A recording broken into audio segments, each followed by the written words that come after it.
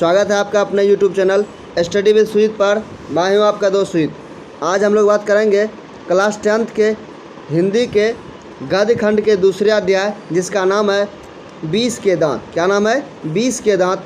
और इसके लेखक हैं, कहानीकार हैं नलिन विलोचन शर्मा। यदि पूछा जाए 20 के दांत जो शीर्षक है वो कौन सी विधा है, कहानी है, कविता है, शिक्षा शास्त्री है, निबंध है, तो इसका सही आंसर हो जाएगा 20 के दांत। ये क्या एक कहानी है, ये क्या एक कहानी है। और इस कहानी के कहानीकार रचनाकार कौन है? नलिन विलोचन शर्मा।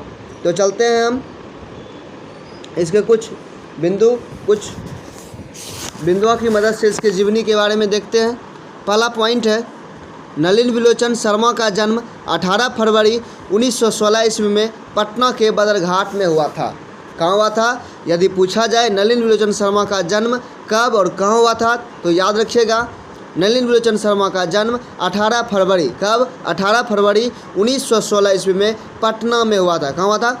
पटना के बदरघाट में हुआ था। कब हुआ था? 18 फरवरी 1916 ईस्वी को।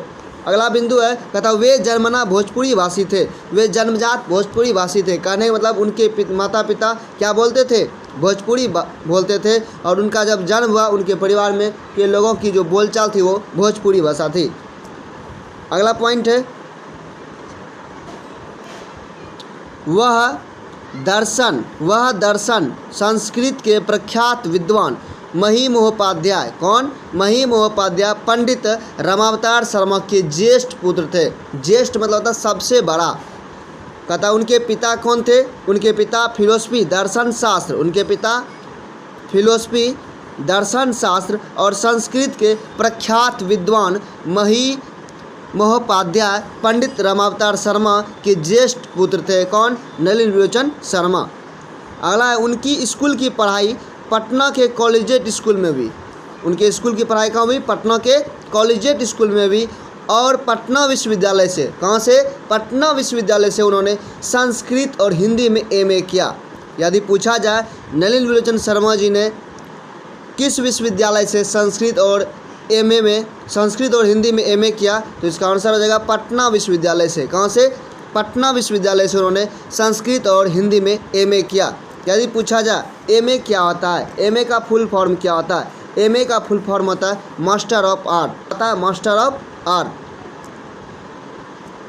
अगला है, वह हरप्रसाद दास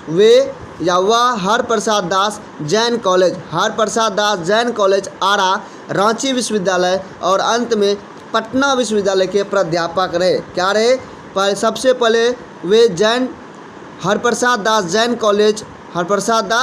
जैन कॉलेज आरा और उसके बाद अंत में पटना विश्वविद्यालय के क्या रहे? प्राध्यापक रहे। कहने मतलब जिस विश्वविद्यालय से इन्होंने संस्कृत और हिंदी में एमए किया था उन्हीं विश्वविद्यालय में ये क्या रहे? प्रोफेसर रहे। अगला पॉइंट है, कहता सन 1959 ईस्वी में, कब? सन 1959 ईस्वी में पटना विश्वविद्यालय के, किस विश्वविद्यालय के? पटना विश्वविद्यालय के हिंदी विभाग के अध्यक्ष हुए। किस विभाग के अध्यक्ष हुए? हिंदी विभाग के अध्यक्ष हुए। और मृत्यु पर्यंत, मरने तक 12 दिसंबर 1961 ईस्वी तक इस पद पर बने रहे। कहने का मतलब है जब उनकी मृत्यु हुई, कब? नलिन विलोचन शर्मा की मृत्यु जब हुई, मृत्यु तक वे पटना विश्वविद्यालय के हिंदी विभाग के क्या रहे? अध्यक्ष हुए। अगला है, नलिन जी की कुछ रचनाएं हैं जैसे दृष्टिकोण, साहित्य इतिहास का दर्शन, मानदंड। यदि पूछा जाए कि दृष्टिकोण के रचनाकार कौन है तो इसका आंसर हो जाएगा नलिन विलोचन शर्मा। साहित्य इतिहास का दर्शन, इसके रचनाकार कौन है तो इसका भी आंसर क्या हो जाएगा? नलिन विलोचन शर्मा। अगला, मानदंड। क्या मानदंड? यदि पूछा जाए कि मानदंड के रचनाकार कौन है तो इसका सही आंसर हो जाएगा नलिन विलोचन शर्मा। चलते हैं थोड़ा सा हम इस चैप्टर की ओर प्रकाश डालेंगे। कहता है 20 के दांत। ये 20 के दांत जो शीर्षक कहानी है इसका मुख्य सारांश क्या है? कहता है 20 के दांत शीर्षक कहानी जो है ना ये सामाजिक भेदभाव, कैसा भेदभाव? सामाजिक भेदभाव और लिंग भेद। कैसा भेद? लिंग भेद, आक्रामक स्वास्थ्य छाया में पलते प्यार दुलार के कुपरिणामों को उभारती है। क्या उभारती है? प्यार दुलार के कुपरिणामों को उभारती हुई सामाजिक समता एवं मानवाधिकार की महत्वपूर्ण वनगी पेश करती है। कहने का मतलब ये जो 20 के दांत है ये मध्यम वर्गीय परिवार और उच्च वर्गीय परिवार के बीच जो शोषण होता है उनके बीच एक मध्यंतर को उजागर करती है। इसमें लिंग भेद, इस चैप्टर में क्या बताया गया, लिंग भेद का मतलब लड़का और लड़की में अलग करना, जिसको हम जेंडर वाइस बोलते हैं। लिंग भेद के विषय में इसमें चर्चा किया गया। इसमें समाज के उच्च वर्ग के लोग और निम्न वर्ग के लोगों के बीच भेदभाव का वर्णन किया गया है। इसमें महल वालों और झोपड़ी वालों के बीच लड़ाई जब होती है उसमें अक्सर महल वालों की जीत होती है। क्यों होती है, इनके बारे में वर्णन किया गया है। लिंग भेद, इसमें एक सेन साहब हैं जिनकी 5 बेटी है। कितने बेटी है, यदि पूछा जाए सेन साहब की कितनी बेटी है तो याद रखिएगा सेन साहब की 5 बेटी है। और पाँचों बेटी का क्या नाम है, पहली बेटी का नाम है सीमा। क्या नाम है, सीमा रजनी। क्या नाम है, सीमा रजनी अली आलो। सीमा रजनी आलो, शेफाली और आरती। ये सेन साहब की 5 बेटी है। कितनी बेटी है, 5 बेटी। जब सेन साहब की 5 बेटी हो गई थी तो वो बच्चे से अपने आप को आविर्भाव कर चुके थे, उसे संतोष कर लिए थे अब मुझे बेटा नहीं होगा। और उन्हीं के दरमियान में उन्हें एक पुत्र की उत्पत्ति हुई, एक पुत्र प्राप्त हुआ जिनका नाम रखा गया प्यार से खोखा। घर में से क्या बोलते थे, खोखा। उस घर में खोखे के लिए अलग नियम कानून था और उस 5 लड़कियों के लिए अलग नियम कानून था। उनकी घर की जो बेटियां थी वो घर के बाहर नहीं जा सकते थे, इधर उधर घूम नहीं सकते थे। लेकिन उनका जो बेटा था खोखा, जिसको हम कासू भी बोलते हैं, उनके लिए घर का अलग नियम था। वे कहीं भी जा सकते हैं, कुछ भी कर सकते हैं। उनकी बेटी एक जीती जाती मूर्ति थी। तो चलते हैं हम कुछ ऑब्जेक्टिव क्वेश्चन के माध्यम से हम इस चैप्टर को समझने की कोशिश करेंगे। पहला क्वेश्चन है, क्वेश्चन नंबर 1, 20 के दांत। किसके दांत, 20 के दांत शीर्षक कहानी के कहानीकार कौन है। ऑप्शन ए है मोहन राकेश, बी कमलेश्वर, सी प्रेमचंद और डी नलिन विलोचन शर्मा। तो इसका सही आंसर हो जाएगा 20 के दांत शीर्षक कहानी के जो कहानीकार है वो कौन है, नलिन विलोचन शर्मा। इसका ऑप्शन नंबर डी इसका सही आंसर हो जाएगा। चलते हैं अगले क्वेश्चन की ओर।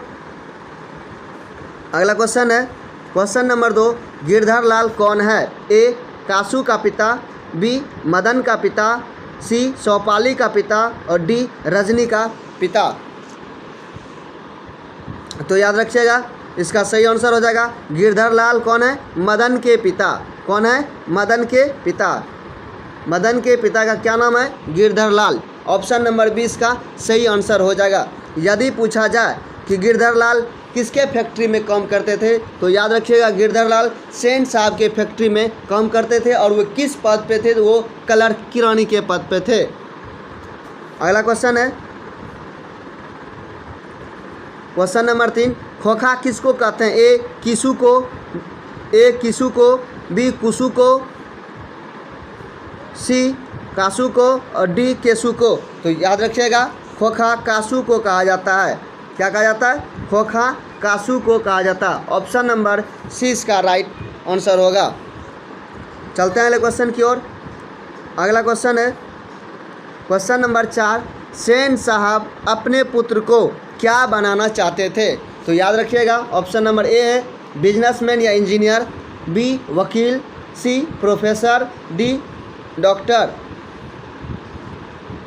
तो इसका सही आंसर हो जाएगा सेन साहब अपने पुत्र को बिजनेसमैन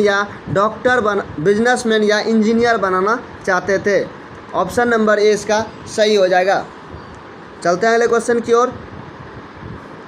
अगला क्वेश्चन है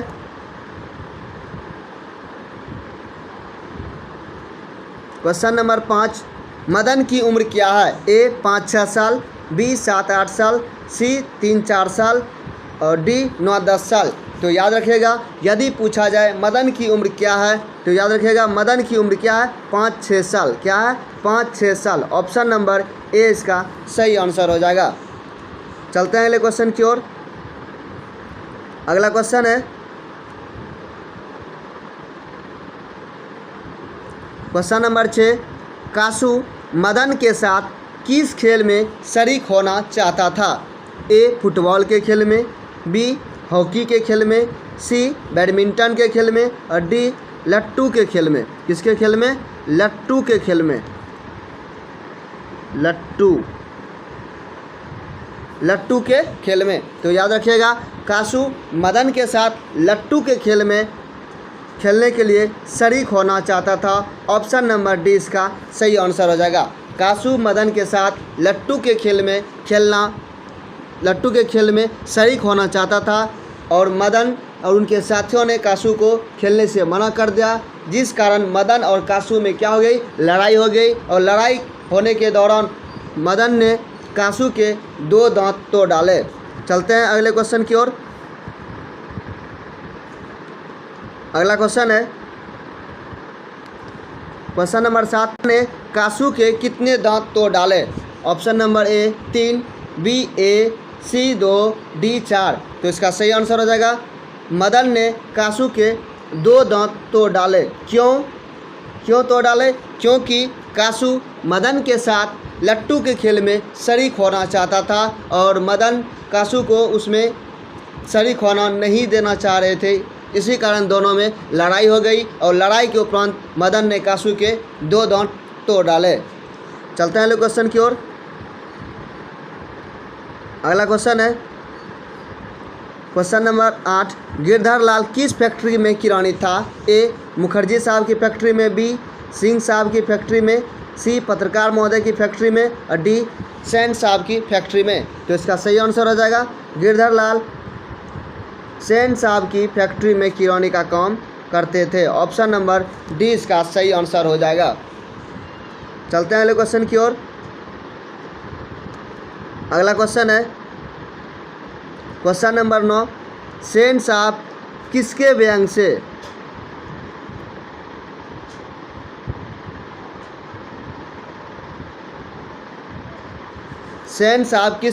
से ऐड कर रह गए? ए पत्रकार महोदय के व्यंग से, बी मुखर्जी साहब के व्यंग से, सी सिंह साहब के व्यंग से और डी गिरधर लाल के व्यंग से। तो याद रखिएगा, सेन साहब पत्रकार महोदय के व्यंग से, किसके महोदय? पत्रकार महोदय के व्यंग से ऐड कर रह गए। ऑप्शन नंबर ए इसका सही आंसर हो जाएगा। चलते हैं अगले क्वेश्चन की ओर। अगला क्वेश्चन है क्वेश्चन नंबर 10, नलिन लोचन शर्मा का जन्म कब हुआ था?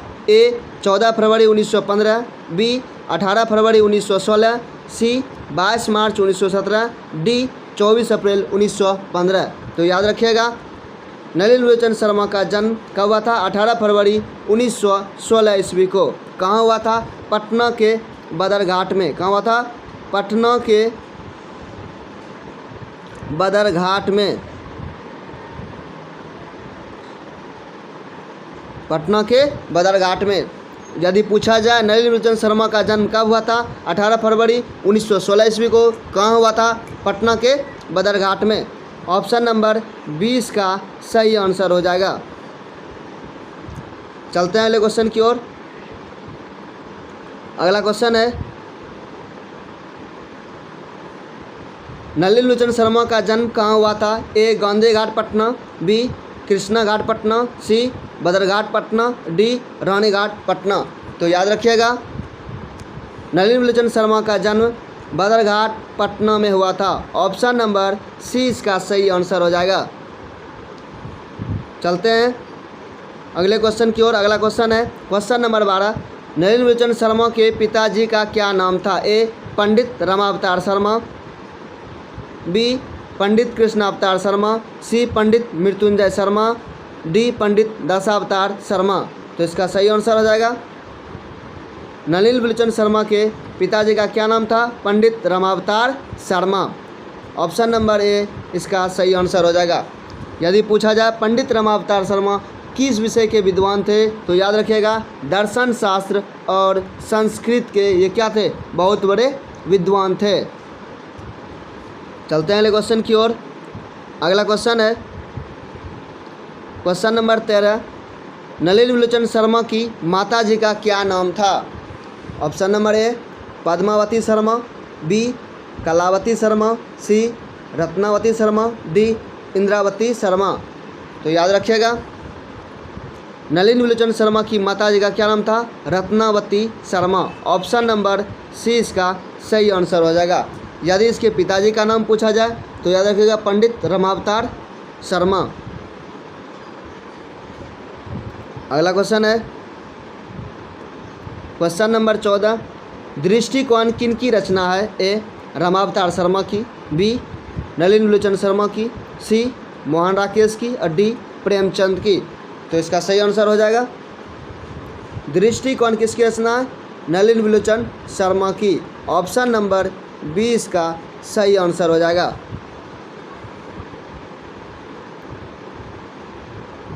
अगला क्वेश्चन है क्वेश्चन नंबर 15, लड़कियों क्या है? कठपुतलियाँ है। लड़कियों क्या है? कठपुतलियाँ है। इस बात पर किसे गर्व है? ए भाई बहन को, बी चाचा चाची को, सी मामा मम्मी को, डी माता पिता को। तो याद रखिएगा, लड़कियों क्या है? कठपुतलियाँ हैं। इस बात पर किसे गर्व है? माता पिता को। किसे गर्व है? माता पिता को। ऑप्शन नंबर डी इसका सही आंसर हो जाएगा।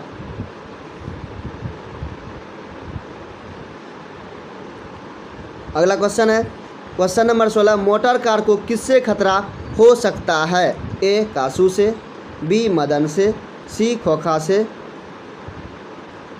और डी इंजीनियर से। तो इसका सही आंसर हो जाएगा, मोटर कार को कासू से और खोखा से दोनों से खतरा हो सकता है, क्योंकि दोनों एक ही व्यक्ति का नाम है। कासू बोलिए या मदन, ए और सी इसका क्या हो जाएगा? सही आंसर हो जाएगा। चलते हैं अगले क्वेश्चन की ओर। अगला क्वेश्चन है, सेन साहब ने किसे खूब फटकार लगाई? ए गिरधर लाल को, बी खोखा को, सी मदन को, डी शेफाली को। तो याद रखिएगा, गिरधर लाल ने सेन साहब ने गिरधर लाल को खूब फटकार लगाई। क्यों? क्योंकि जब मदन और कासू के बीच लड़ाई हुई थी तो लड़ाई में मदन ने कासू के 2 दांत तोड़ डाले थे। इन्हीं कारणवश सेन साहब ने अपने ऑफिस के किरानी गिरधर लाल को खूब फटकार लगाई थी कि अपने बेटे को अपने काबू में रखो।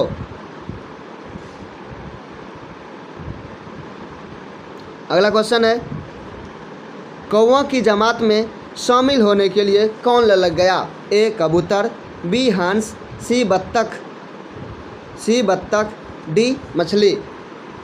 तो याद रखिएगा, कौवा की जमात में शामिल होने के लिए हंस, कौन? हंस ललक गया। ऑप्शन नंबर 20 का सही आंसर हो जाएगा। कौवा की जमात कहने का मतलब मदन के गैंग को, मदन और उनकी साथियों को क्या कहा जाता था? कौवों की जमात कहा जाता था। और कासू या खोखा को क्या कहा जाता था? हंस कहा जाता था। अगला क्वेश्चन है क्वेश्चन नंबर 19, मदन अक्सर किसके हाथों से पीटता था? ए माता के हाथों से, बी सेन साहब के हाथों से, सी खोखा के हाथों से, डी पिता के हाथों से। तो इसका सही आंसर हो जाएगा, मदन अक्सर अपने पिता गिरधर लाल के हाथों से पीटता था। क्यों? क्योंकि जब कासू, मदन और उनके माता पिता के द्वारा जब किसी बात पर उनके पिताजी को कुछ कहा जाता था तो गुस्से में आकर मदन के पिता उसकी क्या कर देते थे? पिटाई कर देते थे। ऑप्शन नंबर डी इसका सही आंसर हो जाएगा। आज का लास्ट क्वेश्चन है क्वेश्चन नंबर 20, नलिन विलोचन शर्मा की मृत्यु कब हुई? ए 12 सितंबर 1961, बी 14 सितंबर 1961, सी 16 सितंबर 1961, डी 18 सितंबर 1961। तो याद रखिएगा, नलिन विलोचन शर्मा की मृत्यु 12 सितंबर 1961 ईस्वी को हो गई थी। कहाँ हुई थी? पटना विश्वविद्यालय में। वो किस पद पर कार्यरत थे? हिंदी विभाग के क्या थे? वो अध्यक्ष थे। उनकी मृत्यु कब हुई थी? 12 सितंबर 1961 ईस्वी को। तो फ्रेंड्स, ये वीडियो आपको कैसा लगा?